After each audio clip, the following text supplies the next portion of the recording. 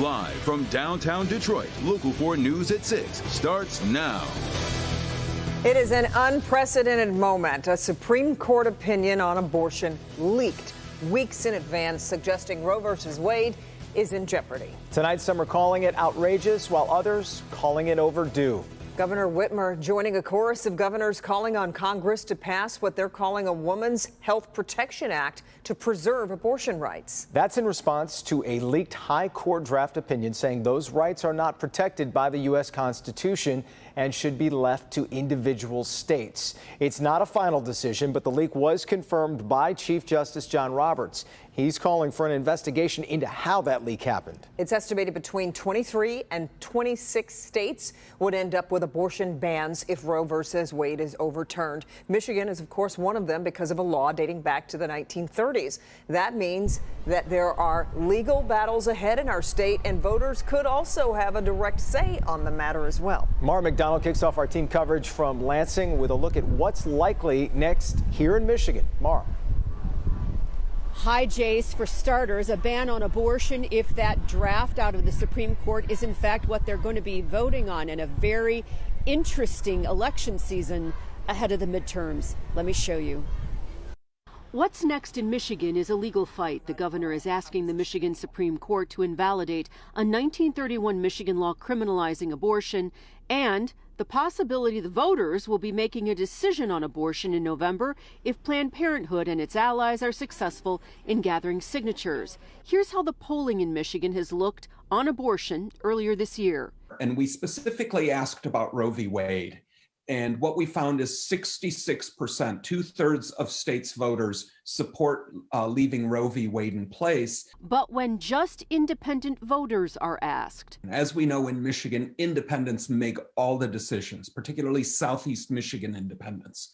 And when we ask this question of independents, 77% of independent voters in Michigan believe Roe v. Wade should be left in place. What is unclear is how big of a motivating factor abortion access is when it comes to voting, especially in this midterm, where the economy shrank in the first quarter, the stock market has been in decline since the beginning of the year, and inflation is at a 40-year high. With those parameters in the midterm, the party in power nearly always takes it on the chin.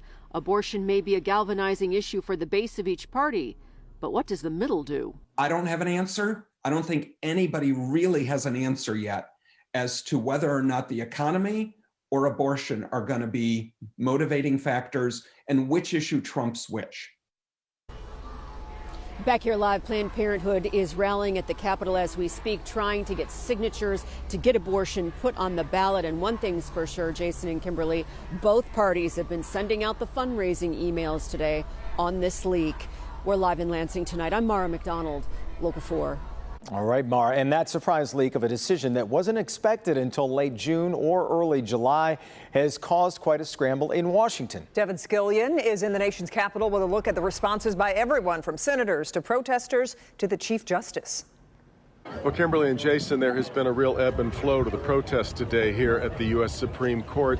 Earlier in the day, I'd say the decibels were dominated by those who want to see Roe versus Wade overturned. Later in the afternoon, it's kind of flipped around, and it's been more of those on the other side of the argument. We're going to see, certainly during this netherworld time when no one is exactly certain where this is all headed, desperate times calling for desperate measures. Massachusetts Democratic Senator Ed Markey just came out to tell the crowd here that it's time for the Senate to get rid of the filibuster rule and put 4 more justices on the U.S. Supreme Court, and he says that that needs to happen right now. So there is a great deal of urgency being felt by both sides, and that includes the Chief Justice John Roberts, who is very urgently trying to figure out where the leak came from.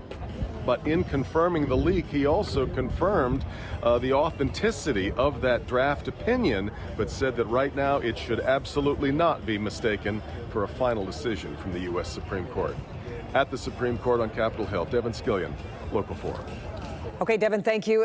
But not everybody holds strong opinions on abortion, but for a great many people, the court's eventual decision will be a cause for celebration or maybe dismay. Megan Woods has been speaking with people who are invested on both sides of the debate. Good evening, Megan.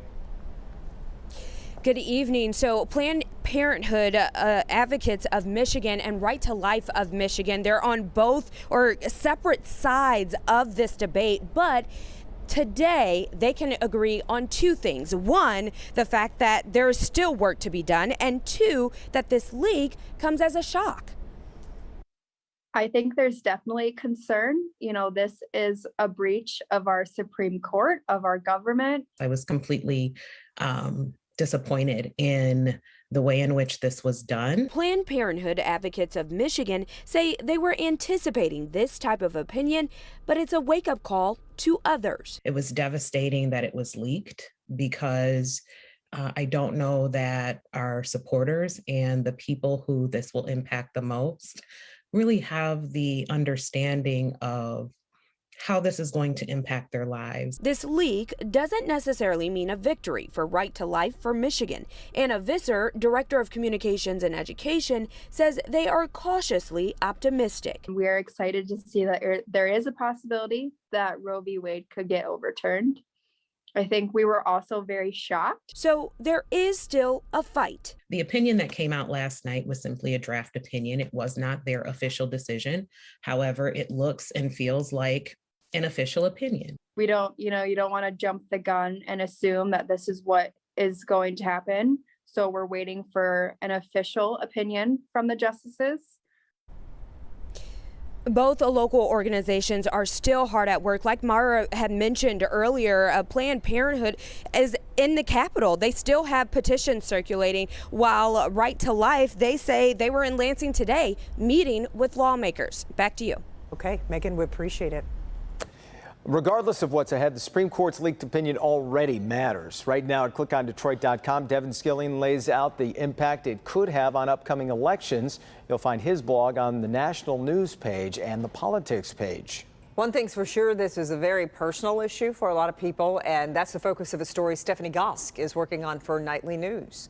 It's going to make it incredibly hard for women with lower economic means to have abortions because they simply won't be able to travel to another state in time, and they will be forced to have pregnancies that they don't wish to undergo. This is shocking and it's heartbreaking, and as a woman who has benefited from Roe v. Wade, but also as a healthcare provider, this is an attack on women and it's an attack on reproductive rights because this affords us access to safe reproductive health care. And at 6:30 on Nightly News with Lester Holt, you'll also hear from an advocacy group that says the Supreme Court is making the correct decision if it overturns Roe versus Wade. Well, the Tigers really could have used a win today, and the Pittsburgh Pirates, well, they're not nearly as bad as they have been. I guess they were kind of formidable, but they'll have to wait is the short of it. That's right. Games postponed. Andrew Humphrey steps up to the plate here with a look at the rest of our evening. Hi, Andrew. Some hours of rest I think will do the team good. Good to see you both this evening. And yes, we are still looking at wet conditions, even stormy conditions. Now, the thunderstorms are down to our south, but there still are some heavier showers that are occurring here now in Lenawee County. I've been following this all afternoon long. You can see this heavier rain here right on top of Adrian. You can see that along the streets of Carlton Road, and you can also see some of the areas like Adrian Highway, South Adrian Highway getting a heavy downpour right now. All of this slowly moving to the east-northeast across Lenawee County, and will enter into portions of Monroe County here within the next 10 to 15 minutes. For right now, it's on top of Adrian with some pretty heavy downpours going at a speed of about 20 to 30 miles per hour. It's going to make it here into western Monroe County by around 6:20 to 6:25. More thunderstorms down to our south, but more scattered showers to our north and west. These have yet to move through midnight. So count on this. The widespread showers, they're done, but we'll still see some scattered shower and thunderstorm activity up until midnight. We'll talk about what happens afterward as it gets drier in minutes. A longtime Kroger employee says she was unfairly fired, and she's taking the company to court. Beverly Bennett got into it with a shoplifter, and she believes it cost her the job that she's loved for more than 3 decades. Sean Lay tonight takes us through what happened in all of this. Sean.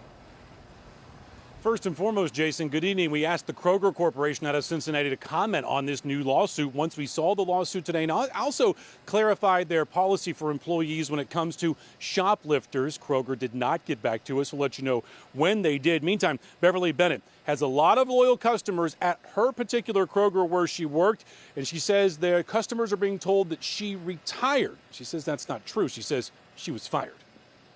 No, I didn't retire. I didn't have a retirement party. I didn't say bye to anybody. None of that. Because I was terminated because I thought I was doing the right thing.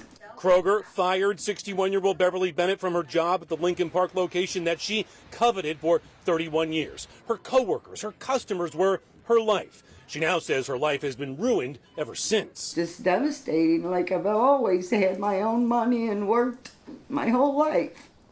And then to have nothing. Bennett says all employees were instructed how to approach shoplifters. It was happening every day. Last fall, a man rushed by with a cart full of hundreds of dollars of liquor. The alarm went off at the exit. Bennett asked for his receipt, stood in front of the cart, and swung a basket at the cart. I swung it at the basket and I told him, don't touch it. You're not getting this cart. The man ran off. Bennett's attorney Greg Roll says Kroger co-workers celebrated her. They congratulated her for stopping that level of theft, and she was considered, I guess, that day to be the hero. But then Kroger fired her for that basket swing.